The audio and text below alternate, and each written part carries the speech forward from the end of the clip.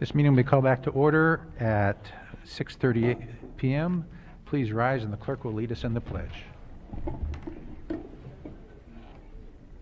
I pledge allegiance to the flag of the United States of America and to the republic for which it stands, one nation, under God, indivisible, with liberty and justice for all.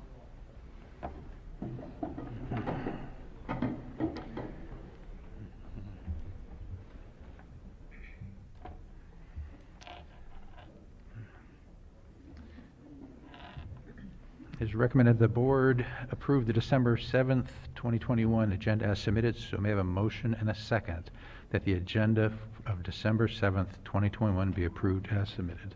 So moved. Second. Any questions or comments? All those in favor? Any opposed? Motion carries. It is recommended that the board approve the following consent agenda. The approval of the minutes of November 23rd, 2021 as submitted, the acceptance of the recommendation from the Committee on Special Education, the acceptance of the recommendation from the Committee on Preschool Special Education, the acceptance of the recommendation from the Superintendent for personnel changes, and a request to approve the bidders that you have listed below. So we have a motion and a second that the Board of Education approve the consent agenda. So moved. Second. Any questions or comments? All those in favor? Any opposed? Motion carries.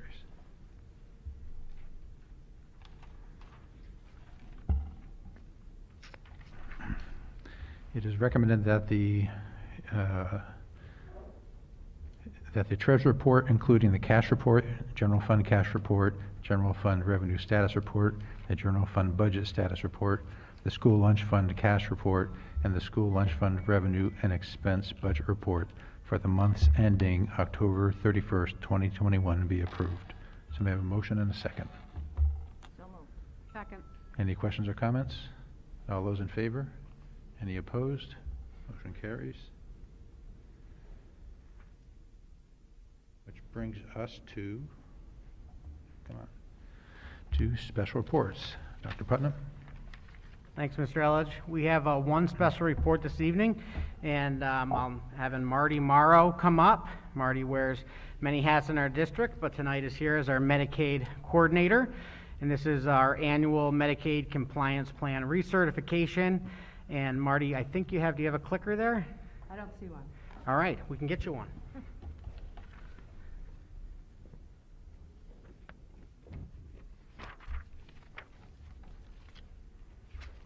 Oh, thank you. Okay.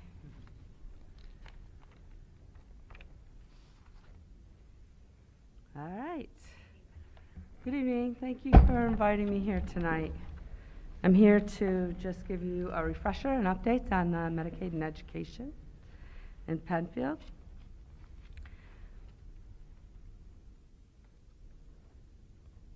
So this explains that the state program enables school districts and counties to access federal monies for medically necessary related services to Medicaid eligible students with disabilities.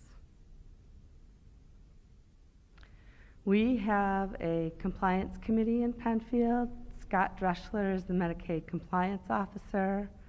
Bill Maloney is a member, and so am I. We meet quarterly to review the Medicaid alerts that come out from the state, establish best practices and procedures, and to review and update our compliance plan. The information needed to contact anyone in a case of suspect for waste, fraud, or abuse is here in front of you for Scott within the district or the Office of Medicaid Inspector General.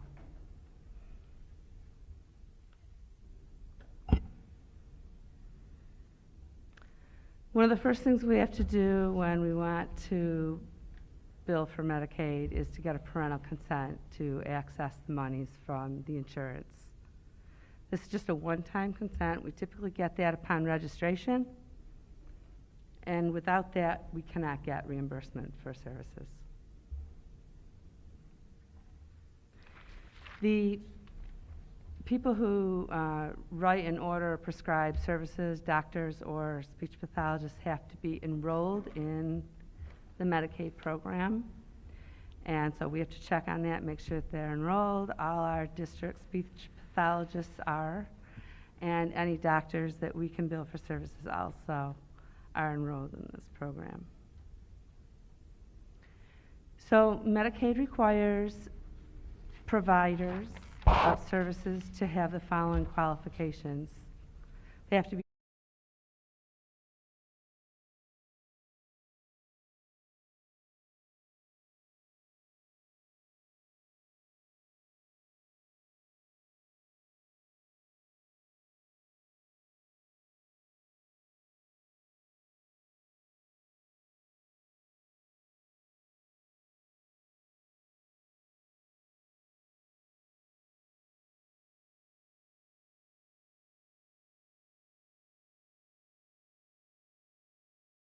make sure that they have the requirements that are needed. Once we receive a script for a student to receive services, we have to double check and make sure that the person writing the script or the providers that are giving the service are not excluded. There's a national exclusion list, so we have to double check those lists to make sure they're not being accused of abuse or fraud or waste. We have partnerships with agencies like Mary Cariola and other private schools to provide services for our students. And so when they accept to do services, they allow us to bill for those services and agree to comply with the Medicaid requirements. All the different items needed for billing for Medicaid claims are listed here. There's a lot of details involved in just tracking all that, so that's why I have to manage those details for our providers. Then there's a cost report. It happens this time of year, and basically it starts with what they call random moments. They check on the providers to make sure that they're doing what they're supposed to be doing. They have a report that we fill out that counts all the students that are getting those Medicaid eligible services, whether the students are eligible or not. They check on the payroll and benefits of the providers that work within the district, and they also check the supplemental lists of any providers that work for our students. We have audits that we go through. So our BOCES audits our paperwork every other year. And we actually just finished an internal audit this year. So just trying to make sure we're keeping all our I's dotted and T's crossed.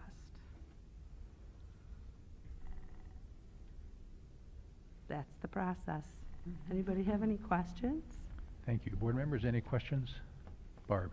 It's not a question, it's truly just a comment, and having been that longtime speech pathologist, now retired, who had to do all of these Medicaid notes, and thank you for, because it's not easy. It's You're not welcome. easy. Yeah, And it's busy. I just was one person. I can't imagine what it's like having to do all the support staff that you have to do, related service, so. They're a very caring group. They take good care of our students. Yes, yes. Okay. Thank you. Board? Thank you. All right, thank you. Artie, thank you very much, and just I would just second what Ms. Babier said around the amount of work that goes into it. The behind the scenes, our service providers up front working with their kids are doing incredible work. It becomes like this federal regulation. It's paperwork and collecting and data and then submitting and following all those rules. And so thank you for everything that you do behind the scenes to make that actually happen. And I know this is the busy season around that. So again, thank you, and thanks for coming out tonight to present to the board. Thank you. That would be awesome.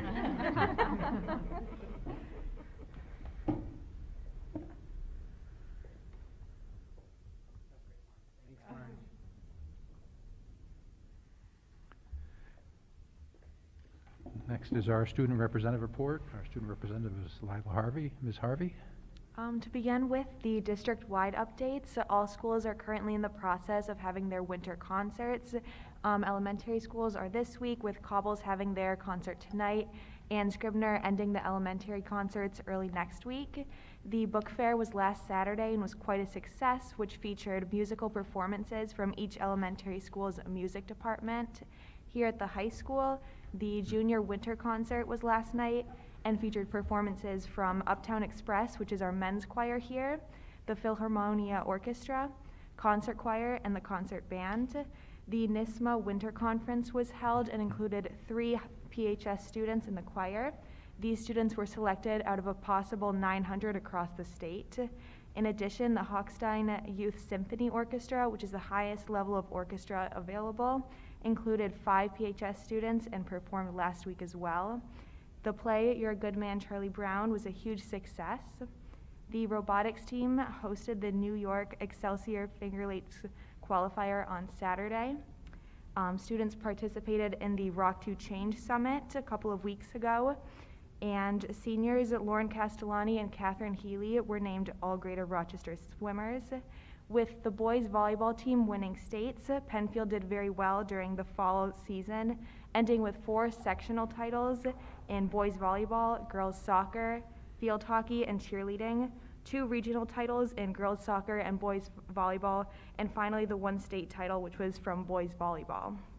And winter sports have started, and once again have very enthusiastic student sections. At Bay Trail, 8th graders designed Rube Goldberg projects in tech class, and 1 House A student submitted her work, and it was published in the Rock Area Literacy Council. Moving on to the elementary schools, at Scribner, 2nd graders are using tic-tac-toe to practice their addition skills. At Cobbles, 1st graders are learning about and how to play percussion instruments.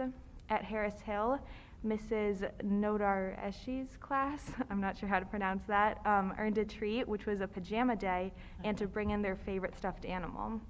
And 5th graders went on a trip to the planetarium. Finally, at Indian Landing, Ms. Kaiser's class examined facts and artifacts to learn about ancient civilizations. The Holiday Helping Hands has begun once again, and is the collection of monetary donations and non-perishables, which runs through December 14th. And finally, 4th graders played a math version of Connect 4 to practice their skills on decimal points. Thank you. Thank you. And board members, any questions for Lila? I will say I just happened to catch a part of the junior concert live stream last night, and it was, of course, it was very well done. And the nice thing about that is it now allows people who can't go in to see it, but it also allows people who aren't local. So when kids have family members, parents, grandparents who are farther away, they can still see it like they're there. So I hope that's something that, you know, we can benefit from in the future. Now it's superintendent's updates. Dr. Putnam. Just for the record, I think that moving forward, I should go before Ms. Harvey, because she does an incredible job with updates. I'm taking notes over here. I'm like, oh, I should have put that in my update. That was great. But you absolutely, and I am. I'm gonna say 3 things that you shared that I just wanted to second, but everything was great. Just honestly, you really have your pulse on the finger of all of our schools and what's happening. It's really, really awesome. So great job. I know it's your first year as the board rep, but you're doing a really great job. Thank you. Thank you. I do have some student and staff honors. I do have a few Penfield School District updates, and then I'm going to turn over to Dr. Driffel, because it is that time of year of annual reserves fund plan and budget updates as we gear up for budget planning for the following school year.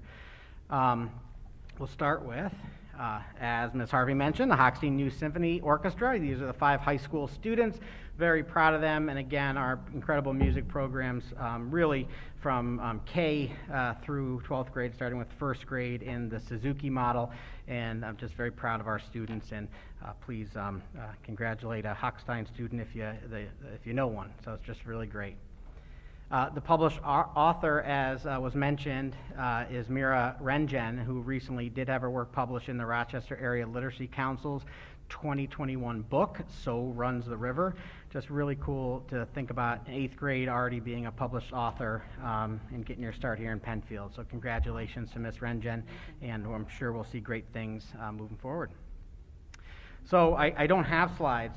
Miss Harvey, you remind me a couple things I was going to tell you. One is the SEPTA Book Fair. We'll get an update from SEPTA, our Special Education Parent Teacher Association.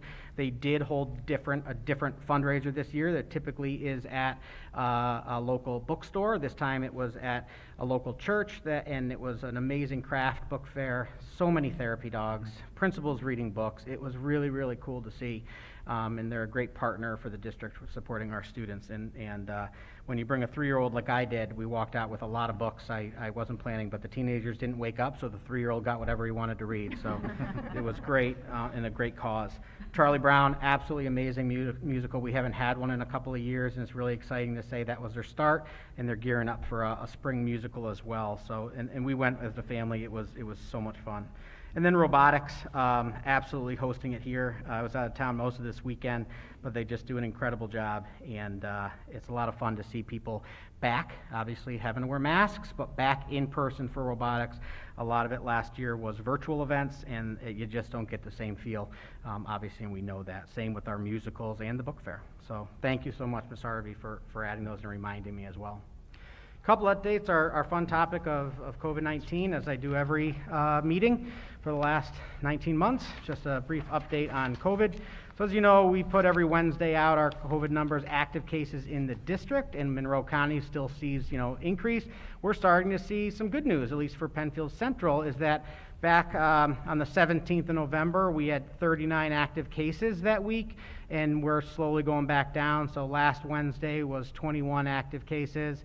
We post every Wednesday, so I'm not sure what our number is tomorrow. We do believe it's going to be a little bit higher because of some COVID cases we've seen.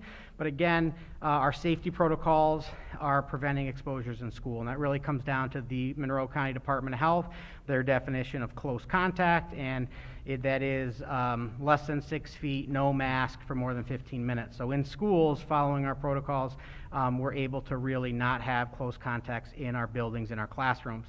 At the end of the day, we are all frustrated. We have COVID fatigue. It's time.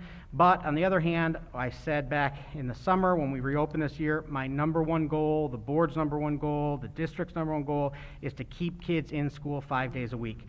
So I can keep wearing a mask, my children can, if it means we're in person 5 days a week, and we're in a good spot there.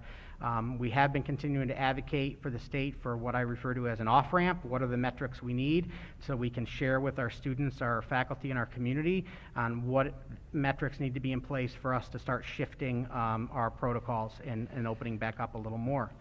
All students are now eligible for the COVID-19 vaccination. That's a family decision, but we put that out there. Right now, the biggest piece is the Monroe County Department of Health does quarantine if there's a close contact, unless you're vaccinated. If you are vaccinated, the rules are in New York State that you wouldn't be quarantined. You would have to monitor your symptoms, and as long as you're wearing a mask, which you have to in school, you could keep coming to school. I share this last piece, is in italics, is that the Monroe County Department of Health has started to put stuff out that they're planning really through a state program to find a way to send rapid test kits home to families with each student. And we're working through what does that look like. Is it a pickup? Is it backpacks? How do we get that out there? There is no school district rule. We end up being the middleman of getting rapid tests out before the holiday break, and the purpose, and this information will continue to come out from the Department of Health in Monroe County, and then we'll share as schools, is it's really for families to use as they see fit. If they're worried about going with a grandparent, they could utilize that test at home for free just to see. That the test results of those kits coming home are not reported to the school. It's really for families to use as they see fit. So some will like that, others may not need them, and we've got to work through our process on how we get that information out. So more to come on that, but I wanted to share it as it's being discussed from the County Department of Health.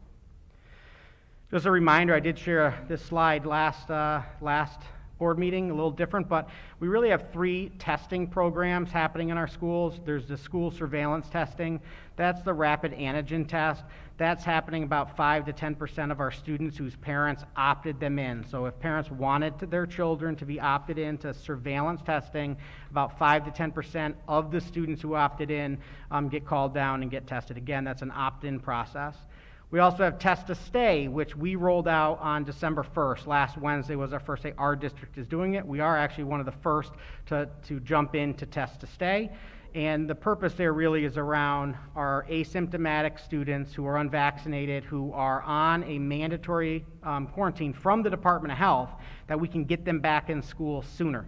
And so we're working through that process. It's been successful. Students that would have been on quarantine and miss like 7 days of school can actually come to school, test every morning, stay in school, and we're finding success with that, in the sense our goal is to keep kids in school and not have them home.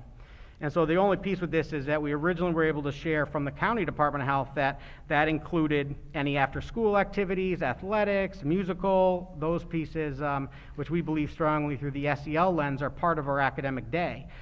New York State Department of Health clarified across the state that the Test to Stay language to get out of quarantine to come to school doesn't include outside of school activities, so it's just coming to school. So it's great to get kids back in school. We're continuing to advocate that if they take a rapid test in the morning and they're negative, that they should be able to stay after school to be a part of clubs, activities, and sports. But as of now, that's a New York State clarification of that rule, and we're continuing to see what we can do to change that.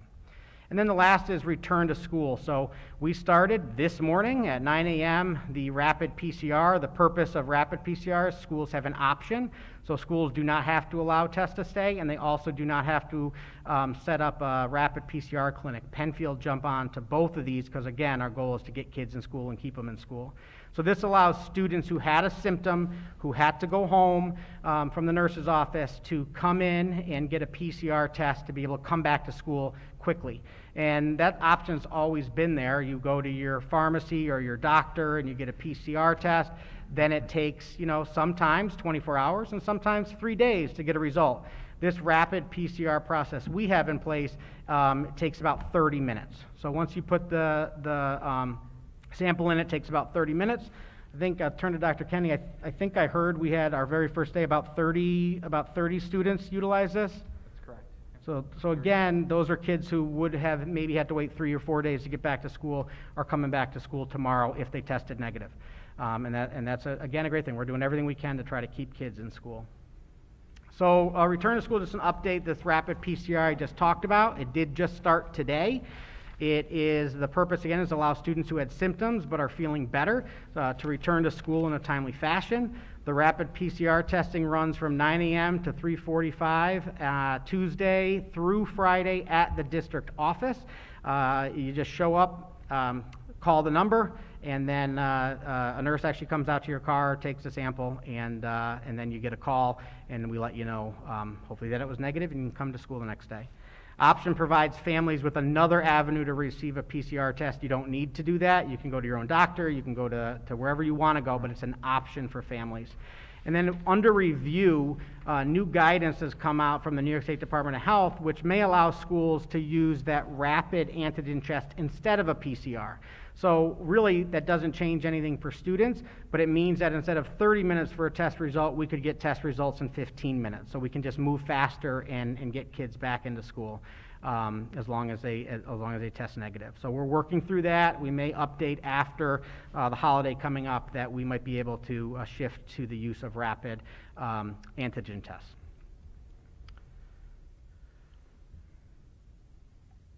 Maybe. There we go. Speaking of holiday recess, as a reminder, the last day for students this calendar year will be Wednesday, December 22nd. I note that, I don't always, but I note it because there are many districts that their last day is actually the December 23rd. So we did start a little earlier, but we actually are, in certain spots, have days off and other districts don't. So just as a reminder, no school on December 23rd for our students. Our last day is Wednesday the 22nd. That holiday recess will run, therefore, from December 23rd through January 2nd, which is a Sunday, and the first day back to school is going to be January 3rd in the year 2022, which I'm really hoping is going to be a much better year. And then Ms. Harvey mentioned winter concerts. I just want to put a plug in too, some great photos of our winter concerts. These are things we take for granted as a district, or took for granted as a district, as a community, as parents of a musician, myself, is that, you know, we're back in person. It looks a little different, but my gosh, it was awesome to sit in the auditorium and watch watch one of my kids play.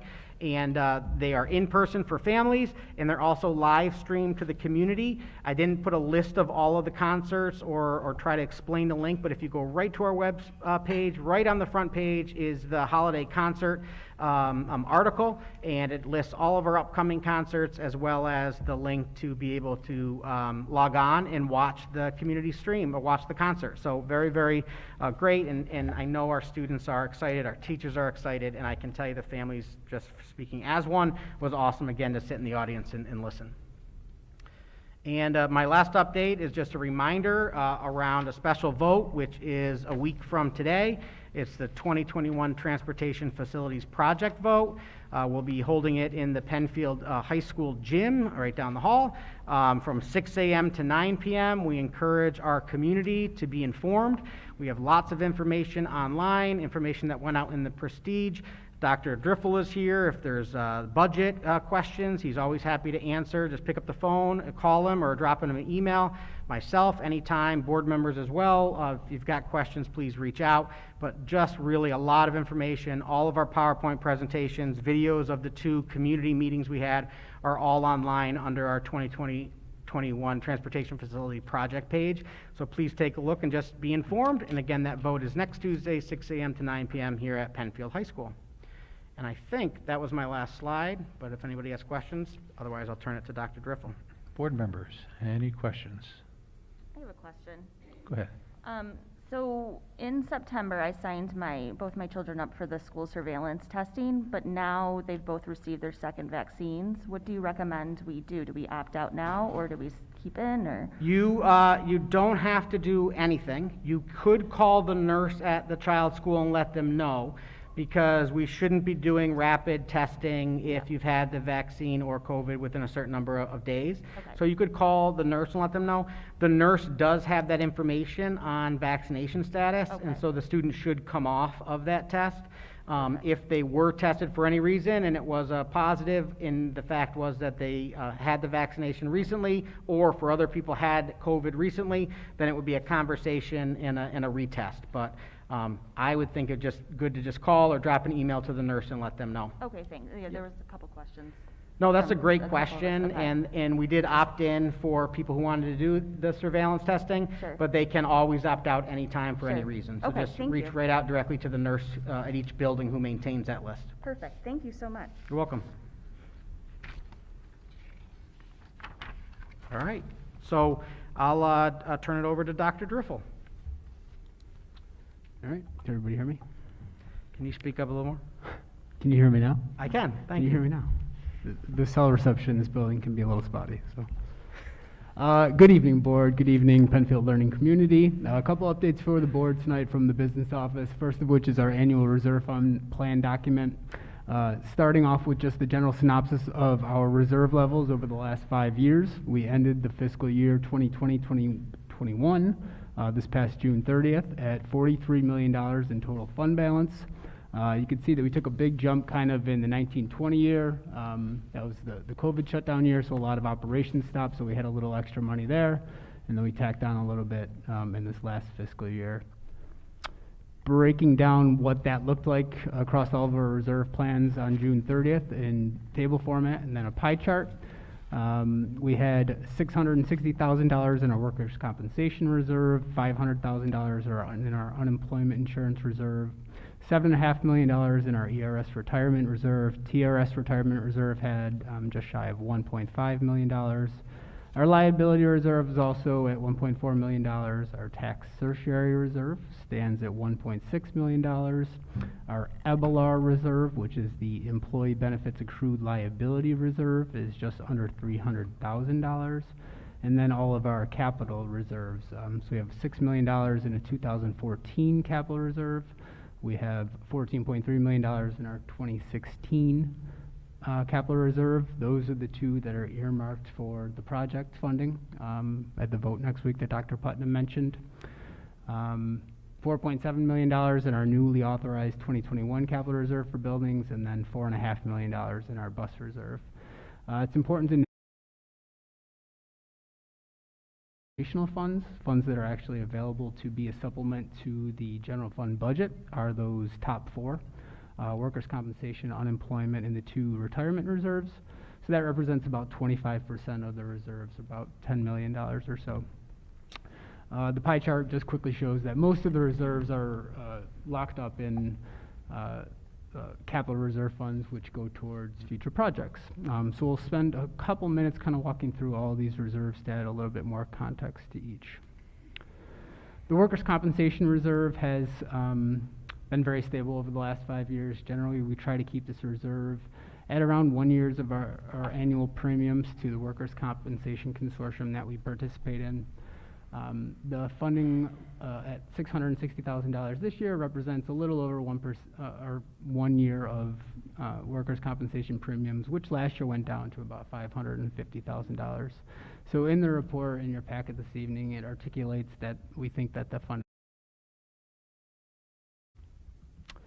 The unemployment insurance reserve went up significantly at the end of the 2019-2020 year, because that was when we were starting to reopen from the COVID shutdowns in the spring there, and it was a little precarious around state aid cuts and what the employment situation was going to look like. So we took the risk mitigation effort to put a little bit more money there. Now that some of the effects, at least on the employment side of COVID, have kind of stabilized a little bit, we withdrew some of the funds at year end this year and decreased that a little bit. Same thing with the ERS retirement reserve. In the spring of 2020, we were very cautious given the stock market returns and the volatility that was happening there and the increase in retirements that we were seeing around the state. So we set aside a little bit more money that year. This year we peeled it down a little bit as things look to stabilize, and the ERS employee contribution rate, which we discussed at our last meeting, is decreasing significantly this year. The TRS retirement reserve is a newly authorized reserve from New York State.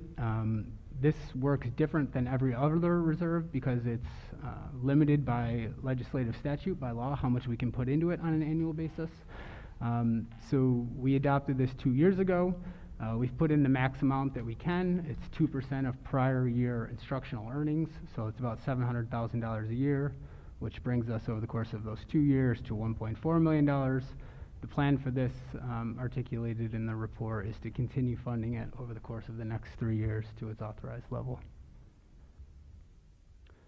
Tax certiorari protects us from cases that are brought forth regarding assessments from commercial properties. We take a look to see what our total outstanding liability could be on an annual basis and then compare it to the funding levels. Typically, we try to keep the funding levels at least 50% of the outstanding liabilities, and we're currently sitting at about 66% of outstanding liabilities, so keeping it stable year over year. We had a couple claims last year, but only about $40,000 or so. The EBLR reserve, again, that's the Employee Benefit Accrued Liability Reserve. This is due, it increased a little bit this year, but it's still by far our smallest reserve at $300,000. This is one of the reserves where we can actually match one of our long-term liabilities on our audited financial statements. So it just makes sense on an annual basis to match that liability to this funding level. Jumping over into the capital reserves, as I mentioned, the 2014 capital reserve, which sits at just about $6 million, will be wholly devoted to the new 2021 Transportation Facilities Project that we have up for a community referendum next week. If that vote is successful, this reserve will be liquidated and goes away. Same with the 2016 capital reserve. The only reason it decreased a little bit this year is because we expended via community authorization back in May a land purchase, which is associated with next week's project vote. Again, like the 2014 capital reserve, if the vote is successful next Tuesday, this reserve would be liquidated as well and spent on the project. And then that brings us to our newly authorized 2021 capital reserve, where we put a little bit of year-end money this year. This will go towards future project planning in the fall of 2022. Next year, we have to do our next building condition survey, which will identify our 5-year capital plan. So the money associated with this reserve will go towards a future project somewhere 3, 4, 5 years down the line. And then finally, our bus purchase reserve. It is a fully funded reserve, but it's still at adequate levels given our typical fleet replacement schedule. We spent $700,000 on buses with community approval back in May, and we're looking now to see if we need to continue with our bus replacement schedule based on the abbreviated mileage that we've had the last 2 years. Potentially an option to maybe pause or amend our plan a little bit, but much more to come on that later in the spring. Tonight, board, we are required by law to furnish you with information regarding the tax levy collection report. So the tax collection process this year went fantastic. I really want to give a special thank you to the 4 towns that collect on our behalf for their partnership and expertise: Penfield, Perrington, Pittsford, and Brighton. We collected a little over 98% of the tax levy this year, which is slightly above average. In accordance with law, the remaining portion is now surrendered over to the town and county and re-levied come spring. Easement agreement. So back in what we think is about 1960, we had an agreement with the town of Brighton over at Indian Landing Elementary School to provide them an easement for maintenance of the storm water drainage back behind the building. In the 2018 capital project, we had to do some work with that system, and we couldn't locate the documentation associated with the agreement. So the town asked us to go back and actually submit a formal request based on the common understandings. So all this does is once again formalize an agreement that has been in place for 60 some odd years. We expect the town to take approval on this at their meeting tomorrow night if the board approves it this evening. And finally, just a reminder, another reminder, as Dr. Putnam mentioned, we have our 2021 Transportation Facilities Project vote next Tuesday from 6 a.m. to 9 p.m. here over in Penfield High School's gymnasium. And with that, I'll open it up to any questions. Board members, any questions or comments?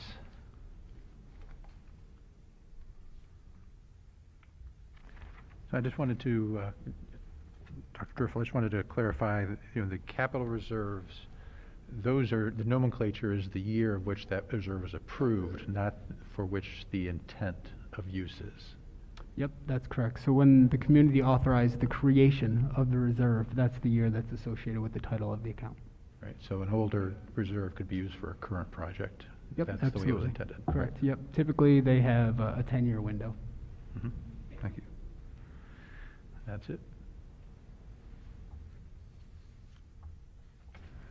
That concludes superintendent's reports, and thank you to Dr. Driffel as we enter into regular updates as we plan for the following school year budget vote way off in May. We appreciate that and appreciate the transparency. And again, that concludes superintendent reports. Mark? Thank you, Tom.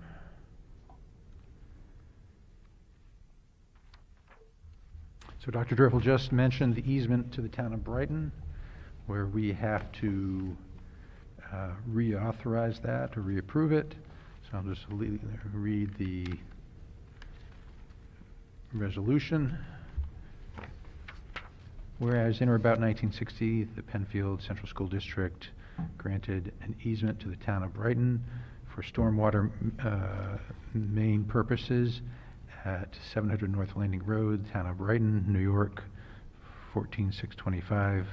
And whereas the easement is more particularly described in Schedule A attached here too, and pursuant to the easement, and around the time of the easement, the town used the easement at the property for storm water maintenance purposes, and whereas the district granted the easement and the town has consistently used and maintained the easement for the stormwater main purposes, and whereas the course of the district's recent construction activities at the property, it was discovered that the easement was not properly documented, whereas the town had asked the district to prepare and file all necessary papers to properly document the easement.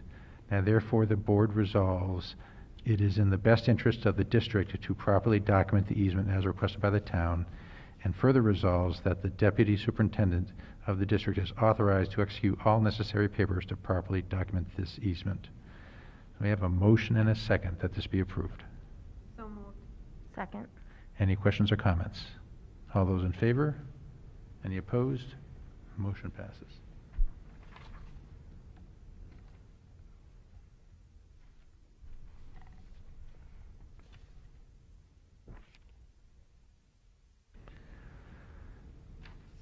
The approval of the annual report and the reserve funding and use. Board Policy 5630 requires that the Board of Education conduct an annual review of all reserve funds. In addition, annual budget presentations during the budget process.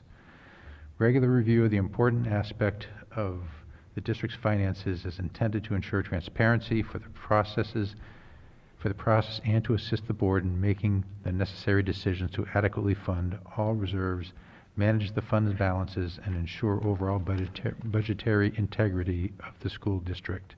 This report, updated December 7th, 2021, has been submitted to the board review. So may I have a motion and a second that the Board of Education hereby approves the annual review reserve plan, and that the presented recommendations and directs the recommendations for reserve use to be incorporated into the 2022-23 budget planning process. So moved. Second. Any questions or comments? All those in favor? Any opposed? Motion carries.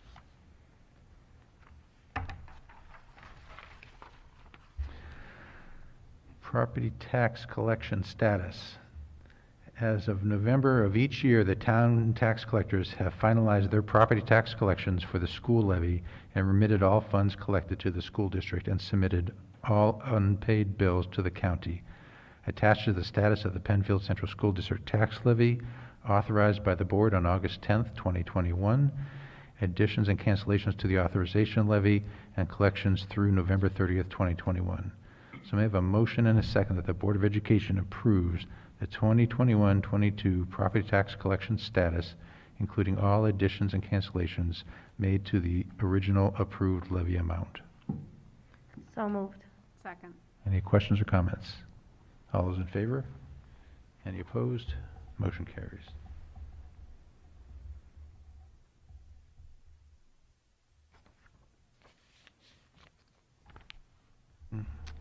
Now, the Medicaid compliance plan.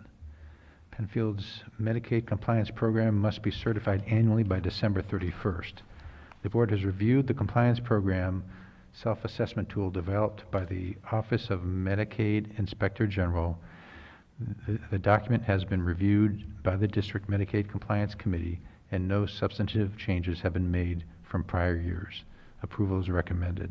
So may I have a motion and a second that the board recertify the Medicaid compliance plan as presented above. So moved. Second. Any questions or comments? All those in favor? Any opposed? Motion carries. So we have policy for first read. We have 7 of them. Well, there's regulations. So the policies are limiting disclosure of student directory information, concussion management, child abuse and neglect maltreatment, complaints and grievances by students, and sexual harassments of students. So would someone like to present? I would love to. So on behalf of the policy committee, just as a reminder that this is part of the Board of Education's 5-year review. So every 5 years they start again and start reviewing policies. There are 8 sections of our policy, district policy manual. Each section by the 1000s, 2000s, 3000s, all the way through 8000s have a different area of focus, whether it's facilities or instruction. The 7000 series that you'll see all of these policies fall in, because that's where we are in the 5-year review, is focused on students. So 7260 is limited disclosure of student directory information, and that really focuses around how we share information out about students, whether it be the media wanting a photograph, or when we publish our list of students who made honor roll. That's all considered directory information. The policy committee is bringing to the board and the community for review a shift in the process. If you want to, as a parent, opt your child out of that directory information, such as social media posts, things like that, or photos and videos, instead of the sort of opt-out where you have to reach out to us, if this policy change goes into play at the next meeting when it's read and looked at for a board for review, it would be principals would be sending out an email every year to all their families, and we'd be collecting the opt-out information through a Microsoft form to try to be more forward and proactive with that. We also, as the policy committee, said that they want to review this policy again next year instead of waiting through the 5-year policy cycle. They want to look at the data of how many opt-outs we have from families that may not want social media or pictures used for like our web page and things like that. And so we would be reviewing that again, or the policy committee would be reviewing that again. We also updated it. There is federal law around the military, and we are required as a public school, any school that collects federal funds or takes federal funds does have to release information to about students who are 18 or to the military. And families do have the ability to opt out, so we clarified that language on how to opt out for that as your child becomes a high school junior and senior. Again, that's first review, so this is up. These are up on our webpage under policies under review, and we welcome comments, or the school board welcomes comments that will be brought back to the policy committee. 7522 is concussion management. Very important. About 10 years ago, lots of work was done on concussions, and there's really 3 areas with that. It's return to play for athletics, return to activity for any activity in the school, such as a PE class, and then return to learn, which is, when we have a concussion, it might look like we're okay, but the impact on schoolwork. And so we really need to review that. So the policy itself, we're going to use the Erie Policy Service, which is the most updated, follows all of the state and federal mandates around concussion management, and we're going to use that. But we also are going to go back, the policy committee asked, and we're going to go back to have a district-wide committee that would involve multiple stakeholders to just review that, return to learn and return to play, make sure that we're doing the best we can for students who are suffering from a concussion, and make sure that we're supporting families and students, especially in the return to learn. We have a really good system with our current athletics in terms of the process. They know if they play a contact sport, how to take the concussion management test and how to monitor that. It's a little bit more difficult in the classroom, and how we make sure that all staff knows that a student is suffering from a concussion and how we can support them. It's really easy when you have a broken leg, because everybody can see you have a broken leg and you need an elevator pass. The concussions are different. You can't see it, but we want to make sure that our staff is supported with the best ways to manage each individual student. So we'll be looking at that in a separate committee, and we'll come back to the board with our regulations. But the policy itself is utilizing the Erie Policy Service updated policy.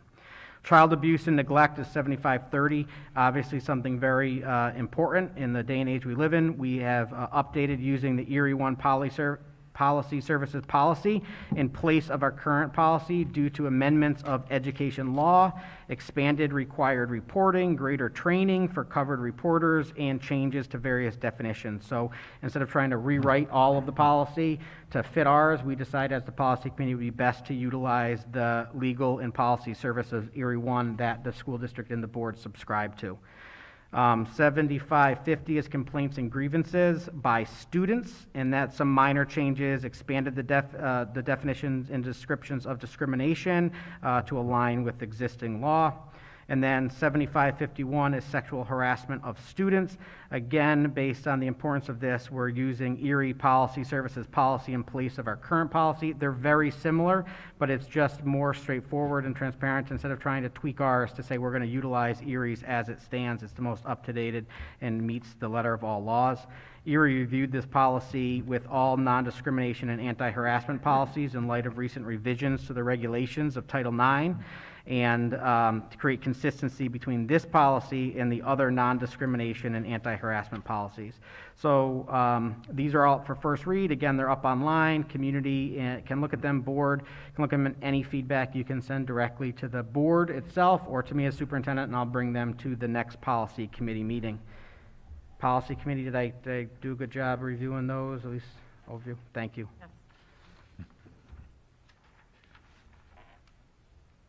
That's it. That's it. Brings us to visitor speaking time. We as a board appreciate the comments of the community during the public session of the board meeting. Every individual speaks that has a vested interest in the education of our students. Your comments are important to us. Matters involving particular individuals or specifics of negotiations are not permitted during public session. Concerns raised will be referred to the district administration for follow-up or action when appropriate. Visitors may sign up to speak at a meeting by emailing the district clerk, Sharon Erkfitz, with their name, address, phone number, and topic they wish to address. Registration will be open at 8 a.m. on the Friday before the meeting and remain open until 3 p.m. on the Tuesday of the board meeting. Speakers are expected to identify themselves with their name and address before presenting and limit their time to 3 minutes or less. A total of 30 minutes will be allotted for visitor speaking time. The board will not be responding to comments during the session, but please be assured we are listening. And finally, we ask that speakers model the conduct we expect from our students in school daily. Please be respectful of others in your words, actions, and demeanors. Thank you. So the first speaker is Andrew Delag.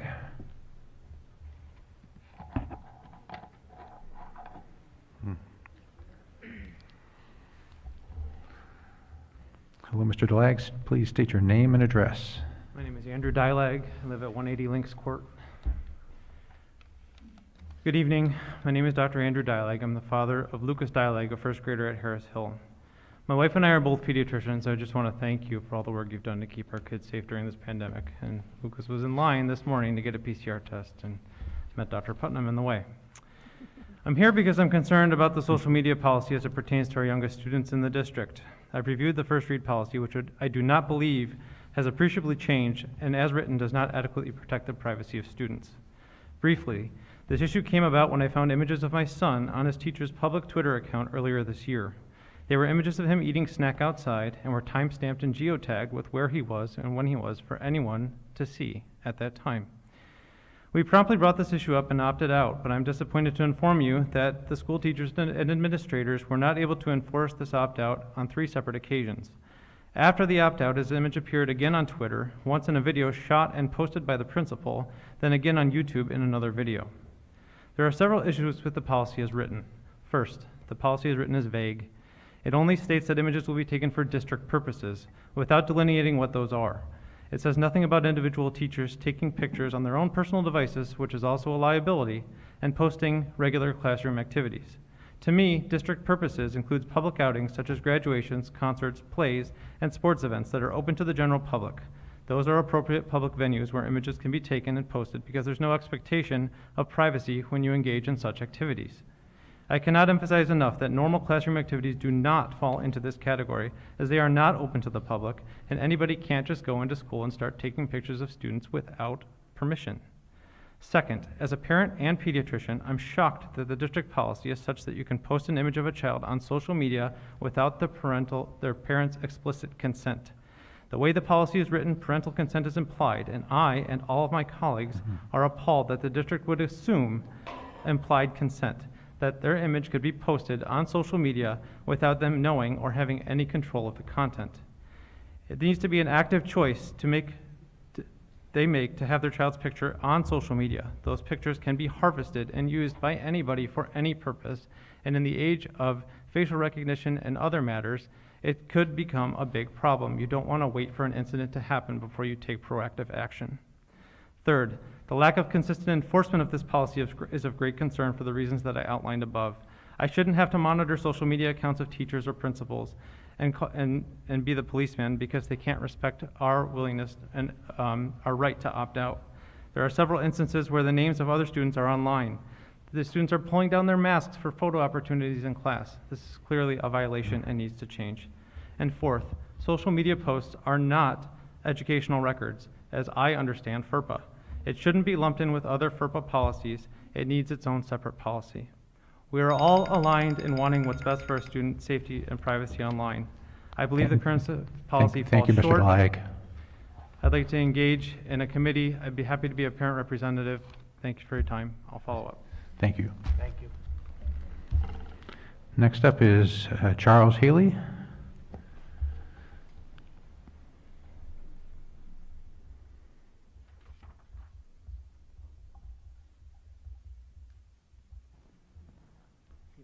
Yes, hello, Mr. Healy. Please state your name and address.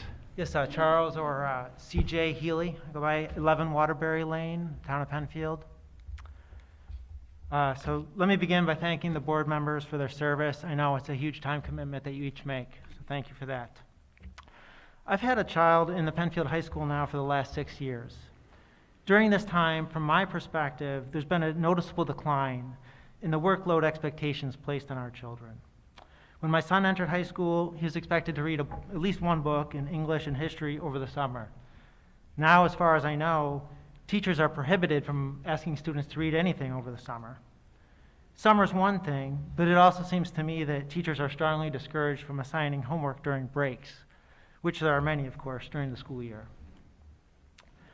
We owe it to both our children and of course, our society to develop each child to their fullest extent of their abilities. Our brains are our most precious muscles, and to fully develop our muscles, we need to exercise them to their limits. In a perfect world, we'd have a customized education plan that challenges each child perfectly to their limit. Of course, a public high school can't provide that. But a large high school with significant resources such as Penfield can certainly provide 2 or 3 different levels of instruction in core subject areas when each grade's over 300 students now.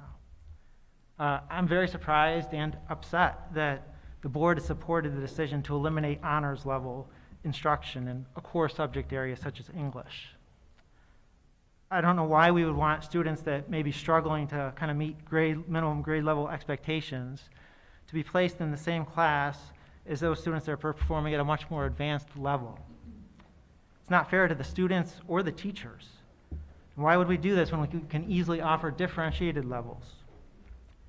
It seems to me teachers are going to have to teach and give assignments at the level of those students that are kind of near the low end of the range of ability in that subject area, so those students aren't lost. Obviously, those students that have the capacity for much more advanced work are not going to be fully developed to their potential.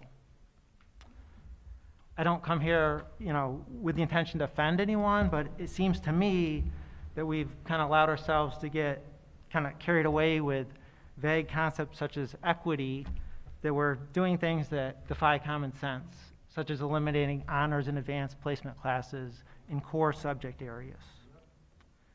We seem to be reducing work expectations, perhaps because we think it somehow improve emotional well-being. I urge the school board, to reconsider this direction and consider a renewed focus on academic rigor and excellence. Please ensure that the school is providing as many opportunities as possible to provide multiple levels of difficulty in core subject areas so that each child can be appropriately challenged to make the most of their individual abilities. Thank you. Thank you, Mr. Healy. Next is Nick Vessa.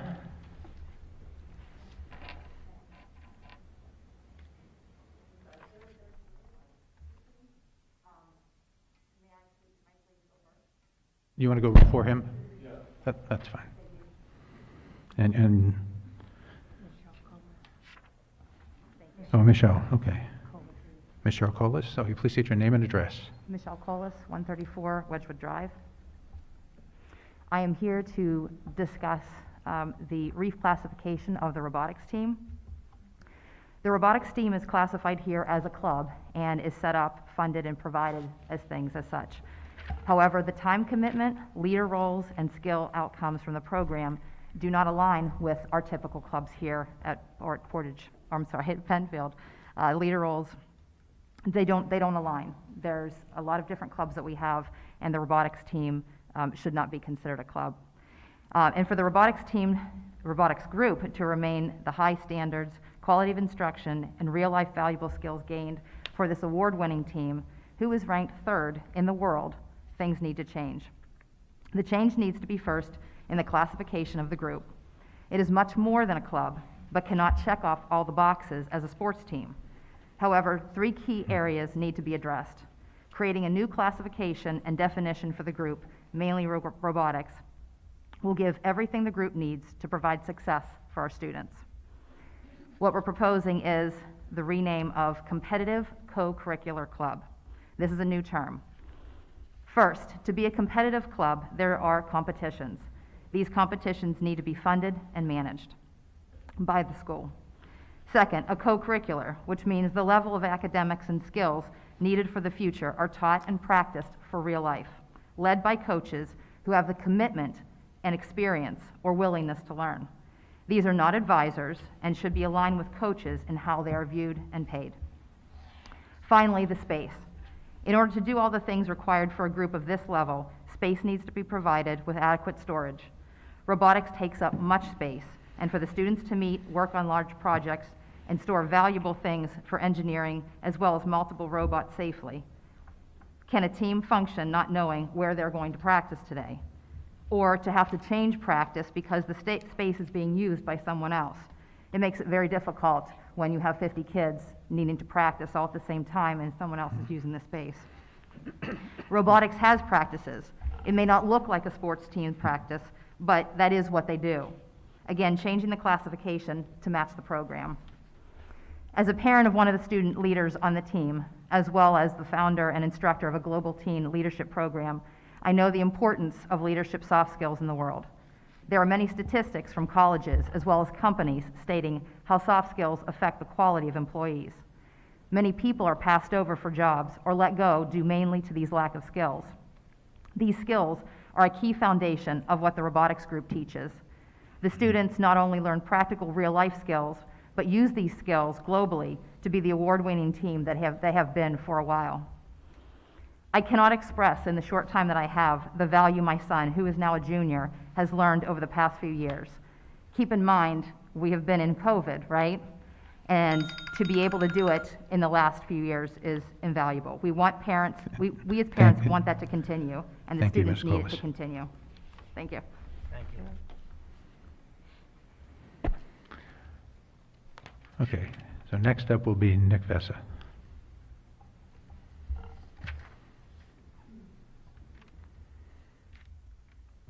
Hello, Mr. Vessa, please state your name. Good evening. My name is Nick Vessa, and I live at 32 Pennicott Circle in Penfield, New York.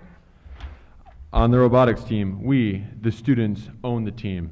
We are very proud to be a student-run team, and we value the partnerships we hold with our mentors.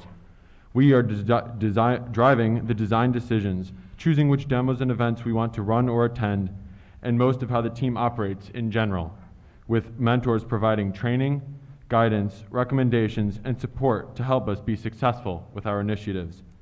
This allows us to really mold the team into what we want and learn from our mistakes, as opposed to having adults do everything for us.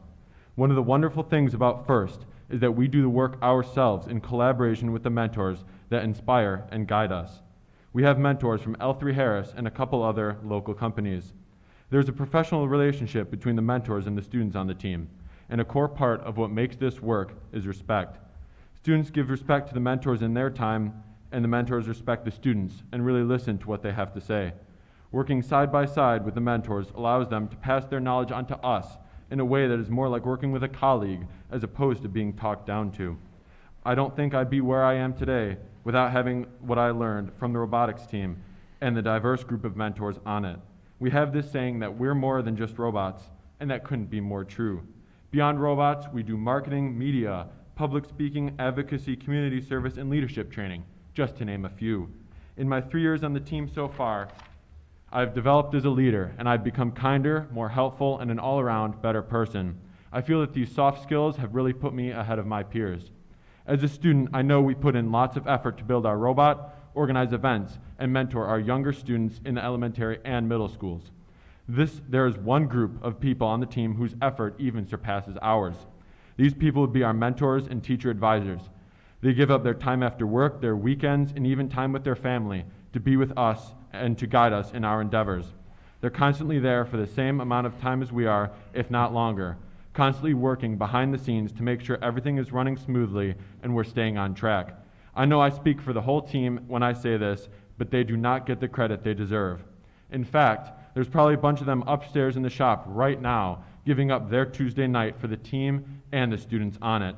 I think it speaks volumes how they really believe in us, the program, and the community benefits to the point where they're giving up their time to be with their families. Truly, we cannot thank them enough for what they do.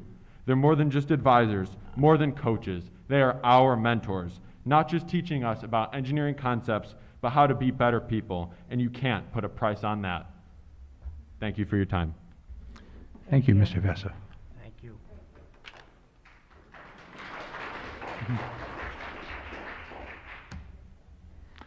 Next up is Michael Vessa.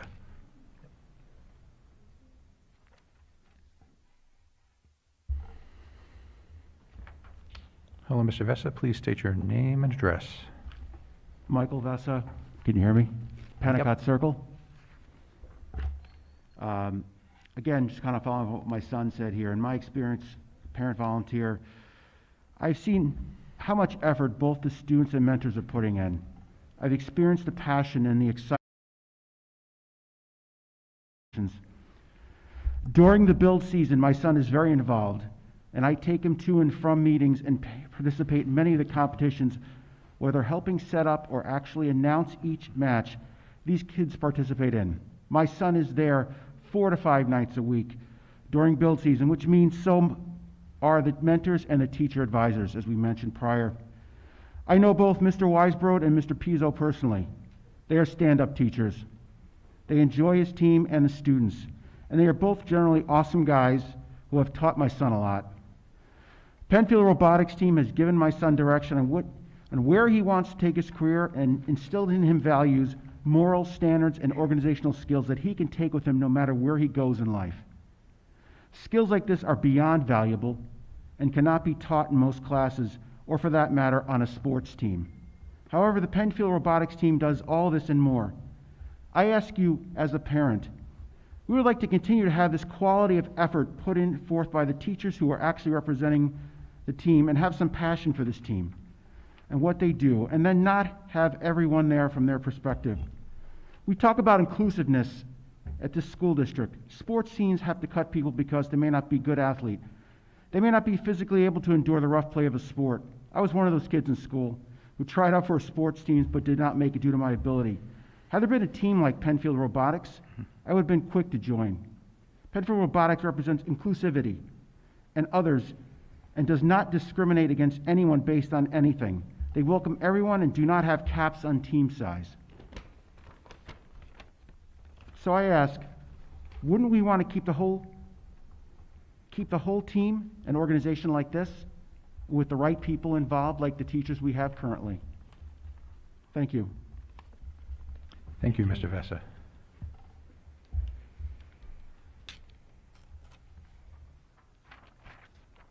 Next up is Larissa Krupp. Larissa Krupp, okay.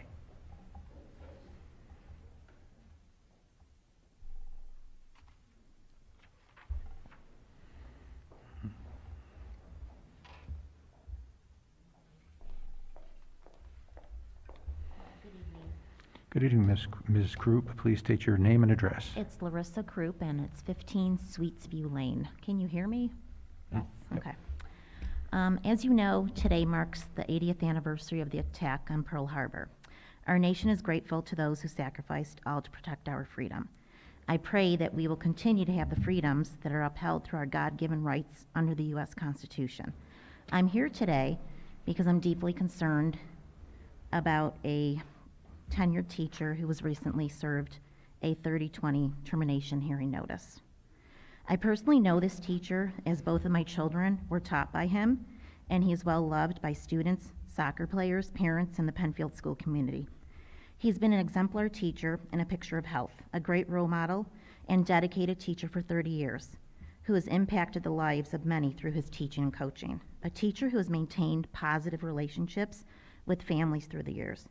I truly appreciate and admire this teacher's courage to stand up for what he believes in, something that many throughout the world aspire to, but many who are too scared or uncomfortable to share their thoughts, questions, and concerns publicly. We're in a time where critical thinking and common sense has gone to the wayside. I question the fact as to why individuals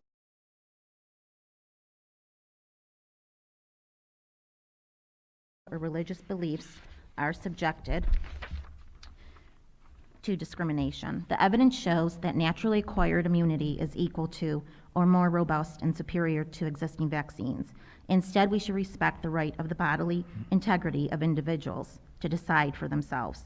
The Brownstone Institute has just published a comprehensive article that showcases 140 research studies from around the world that affirm naturally acquired immunity to COVID-19. Please do the research. I also question the fact that only the unvaccinated teachers and staff are subjected to weekly COVID testing, despite the fact that they may have natural immunity and that they are healthy individuals. Why aren't the vaccinated not being tested? Also, it has been proven that they can still get COVID-19 and spread it. I call this medical discrimination. It has been noted that PCR tests do create false positives. I've heard multiple stories of people and students alike who were quarantined due to a false positive. In particular, an individual who then tested 5 times negative after the fact and had to stand up to the DOH to be released from a false quarantine. This false quarantine impacted over 20 students that were part of the false positive testing pool. We're in a situation where money supersedes morals and ethics. People have lost their moral compass from accepting COVID money that would continue to mask our children and more. We have a leader of our own DOH who, as documented, has been seen visiting crowded bars, maskless, and yet our children do not have a choice while in school. The same rules do not apply to those at the top. I'm witnessing, firsthand Thank you, that Ms. the Krug. unvaccinated are now the Thank you, Ms. new Krug. official Okay, I'm gonna intervention of reclaim the floor. subhumans. That the so-called Thank you. normal masses are being conditioned to hate. This hits me personally as my parents, who are subjected to wearing the identity bands of the intervention as refugees in Nazi Germany. This stigma is being seen and heard at various schools in Penfield, where some teachers are telling students that it's because of you students who aren't vaccinated that people are transmitting COVID and dying. Also, if you were all just vaccinated, we wouldn't have to be wearing these masks. As a caring parent and citizen of the Penfield community, I personally support the rights of everybody's individual medical choices. On a personal note to this teacher, be grateful that God has allowed you to see what is unfolding, to take a stand on an issue that is important to many in the world. Ask yourself, why you? Why now? Make no mistake, you've been chosen. Faith over fear. Thank you very much for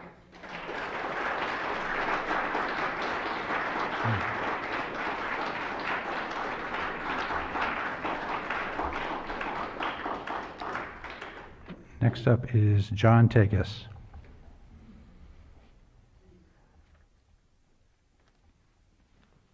My name is Ionis Tegas. I go by John. I'd first like to thank each board member for allowing me this opportunity. And to make it short and brief, she could take my 2 minutes, I'll be 1 minute, okay?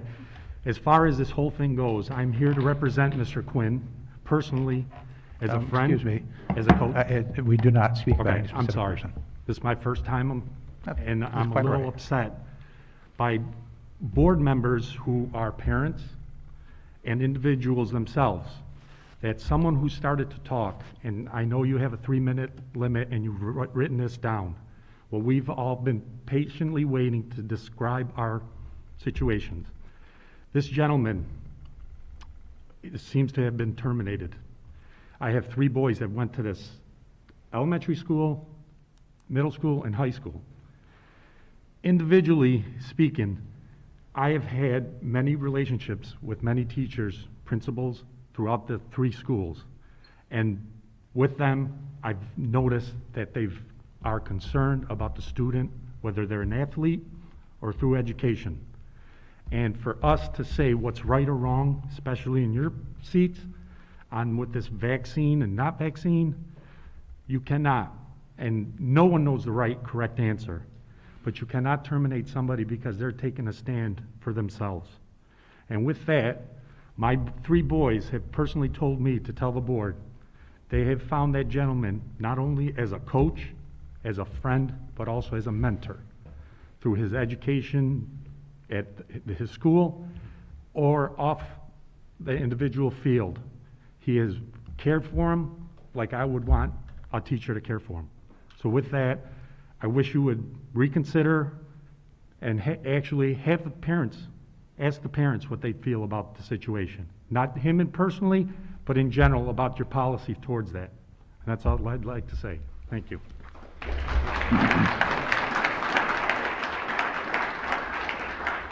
Thank you, Mr. Tagus. All right, this concludes visitor speaking time. Okay, next up is the Monroe County School Board Association committee meetings. The first up is the Legislative Committee. And so I attended, yeah, I know. Normally Catherine is there with me and she takes copious notes, so I'm going to do the best I can. Yeah, I'm sorry, I couldn't make it. That's quite all right. What we discovered discussed at the Legislative Committee meeting, one of the things has to do with the federal infrastructure bill. I mean, New York State gets a certain amount of money. One of the things that Congressman Morelli is focusing on is making sure we have funding for improved access to broadband, which will help close the homework gap. The SED is also working on educator certificate reform. You know, we always talk about shortage of qualified educators. They're looking at this through a number of approaches. One is to address, the purpose is to address the teacher shortage. They're looking to address the complex array of type certificates. Some they have different tiers of qualification. They have different subject areas, and so they're trying to simplify that. They have already updated the policies on reciprocity and coursework requirements. And they have made procedural changes to streamline the process of getting a certificate that include to try to address this. And so they are continuing to work on this. On December 8th, there's going to be an opportunity to virtually attend the New York State Education Department meeting on graduation measures. That's a Zoom meeting, and I can provide more information on that as well. And actually, it's on the SED front page if you want to get more information on that. The State Aid Committee has talked about their conceptual framework.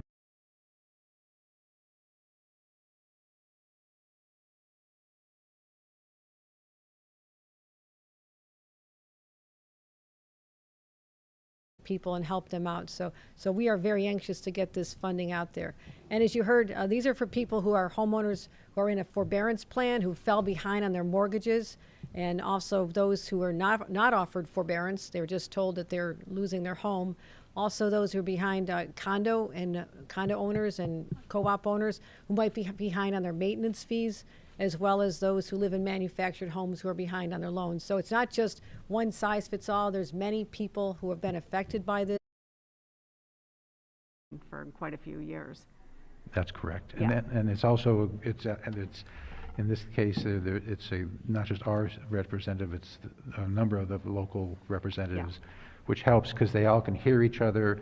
They can build off each other's comments, but they also have representatives from other districts as well, so they hear the group voice speaking to them on what are our issues today. So that's the Legislative Committee. Thanks for covering that for me, Mark. Yeah. Catherine, you always do such a good job. I'm just trying to stand up to that. I'm just looking here.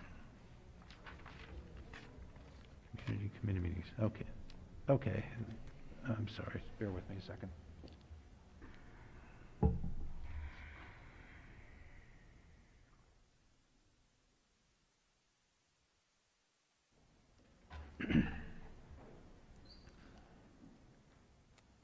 Okay.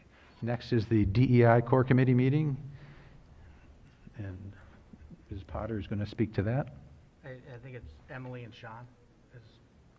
And you weren't there this time? No, I think I'm sorry. Yeah. Go ahead. Oh. You guys had this taken care of. I'm going to go home. All right.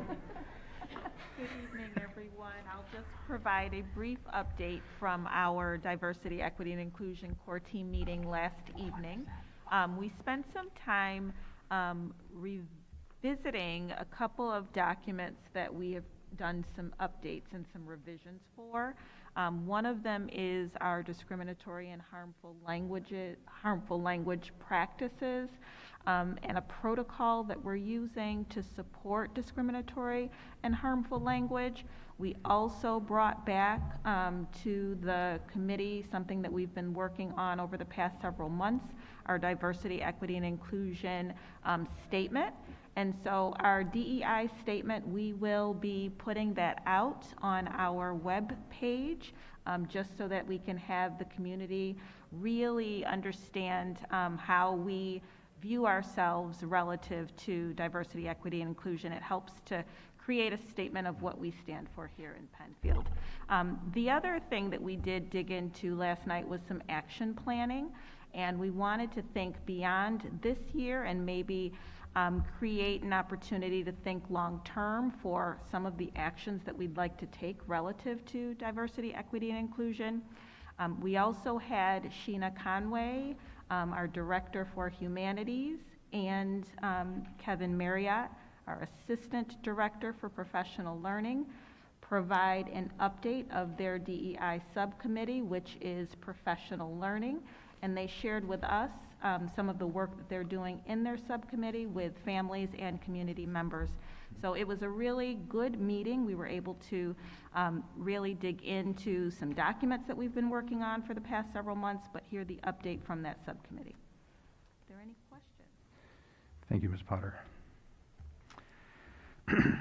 Next, we're in the midst of our building tours. On Friday, December 3rd, the board members toured Cobbles and Harris Hill. I'm sorry, not Harris Hill, in the high school. We looked at the newly completed capital improvements. So for Cobbles, that included things like the cafeteria, the classrooms additions, the kitchen, the loading docks. We also inspected areas associated with the proposed upcoming capital project, which include things like replacing floors, cabinets, and electrical systems. We also toured the high school, where we also looked at some of the newly completed capital projects weren't as flashy for this past one, things like some maintenance on the pool. Again, we're looking at things that are just basically maintenance items as well as build enhancements and additions. And then we're also looking at, talked about the upcoming capital projects. The one thing that was interesting was we saw the work that was done to allow us to have lunches in the building, which means we have to use the gym, and daily they have to move tables in and out of the gym so there's adequate space for the students to dine, so we can have this, students in school with dining facilities, and the students pony up. They help with moving the tables daily, so that's they're helping themselves out. I mean, I think they're taking ownership of this, which is great. Does anyone want to say anything regarding the tour we just had? Lisa? Okay. I'll just mention on behalf of the district, it is really nice. I did get feedback from our building custodians who joined us on these tours, that they really enjoyed that, getting FaceTime with the district office and the board and be able to highlight and point out some of the things that they're really excited about. And when you walk through our buildings, our custodians and B&G do an incredible job. The buildings are clean, they're inviting, and those things do not go unnoticed. So they were really excited, especially at the high school where it's a larger team. The Cobbles has one a daily custodian and then cleaners, but here we had 3 custodians with us walking on the tour. So just wanted to sort of, I guess, shout out to them for that, but also they were proud to be able to pinpoint the work that they do here, and hearing that appreciation was great. Thank you. And then upcoming, we have on Monday, we're going to go look at Indian Landing and Harris Hill, and Thursday, we will look at Scribner and Bay Trail. And so that is it for the tours. We have no unfinished business. Do we have any new business? I do. Sean? All right, here we go. So I would like to announce that due to some family things, and also my husband's work has transferred locations. So I'd like to formally announce my resignation starting December 31st as a Penfield School Board member. And I'm very emotional about it. I've been proud to serve this community for a little while now. I want to thank especially Lisa, my mentor, who's answered all my questions and who's really been a big resource to me. His work is a finite amount of work, so we hope in the future we will come back to Penfield. My children love it here. Without getting emotional, this is their family. Yeah. My parents are here, my in-laws are here, so our heart is always going to be here, and we hope to come back. And this is the most valuable volunteer work I've ever done in my life, and I've done a lot of volunteer work. And I would just like to say, like my minister says in church every Sunday, we're not perfect, but we're perfect. We're more perfect together, and that's how I feel. We have some great conversations together as a board. We don't always agree, but I've been super proud to call myself a Penfield board member, and I hope to come back someday to this community. Don't make me cry. All right. So, Well, Sean, we're sorry to see you leave, but we do understand the reasons why. Every board member brings unique skills to the team, and you brought us your experience with public relations and community advocacy. You've helped make the board better through your unique skills and experience. We wish you the best of success, and we hope to see you back in Penfield very soon. We will be back. My So- children are holding me to it. Yeah. Any other comments on that? Anyone? Just that we wish you well. Yeah. We'll miss you, Sean. You've been Yes. a very valuable addition. I've enjoyed working with you. Thank you very much. And I'm already crying, so I know. I've known you. And everybody puts a lot of their heart into this, and I don't think people realize how much we put into these jobs. And it's a commitment, but there's ownership, and it's very hard to walk away from that. Very difficult, Again, yes. thank you for all that you've done, and Thank you and to everybody, to we- the Penfield community. Thank you so much. again, we're looking forward to seeing you come back. Thank you. Just if with the board's all saying very nice things, I have to also just make sure it's on record that from the district point of view, thank you very much. Our entire staff knows how much our board works. They're volunteer jobs with lots of hours, and with all of the changes the last 18 months, even more so. So just on behalf of the district, thank you for serving, and thank you for all that you brought. And we are going to miss you. And then as superintendent, I'm going to miss your kids too, because they have brought joy every day in our school system. So we wish them luck. If they need superintendent to call their new superintendent to have a conversation, I'm happy to do that, whatever they need to be supported. But thank you, Sean, very, very much on behalf of myself and the entire district. Thank you. Thank My you. husband asked me how many months it would take for me to join the PTA there, too. Did you tell them months? I said months? Days. Okay, thank you. Any other new business? All right, with that, may I have a motion that the meeting be adjourned at 8:06 p.m.? So moved. Second. Any questions or comments? All those in favor? Any opposed? Meeting adjourned.